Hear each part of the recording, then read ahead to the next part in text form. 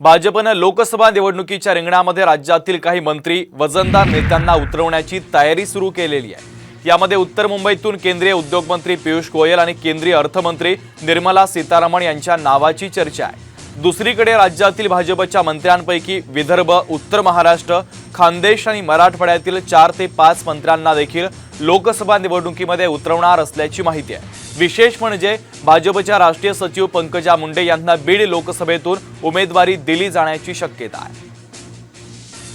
तर महत्त्वाची बातमी आपण पाहतोय, भाजपने लोकसभा निवडणुकीच्या रिंगणामध्ये राज्यातील काही मंत्री वजनदार नेत्यांना उतरवण्याची तयारी सुरू केलेली आहे। यामध्ये उत्तर मुंबईतून केंद्रीय उद्योग मंत्री पियुष गोयल आणि केंद्रीय अर्थमंत्री निर्मला सीतारामन यांच्या नावाची चर्चा आहे। तर दुसरीकडे राज्यातील भाजपच्या मंत्र्यांपैकी विदर्भ, उत्तर महाराष्ट्र, खानदेश आणि मराठवाड्यातील 4 ते 5 मंत्र्यांना देखील लोकसभेच्या निवडणुकीच्या रिंगणामध्ये उतरवणार असल्याची माहिती आहे। विशेष म्हणजे भाजपच्या राष्ट्रीय सचिव पंकजा मुंडे यांना बीड लोकसभेतून उमेदवारी दिली जाण्याची शक्यता आहे।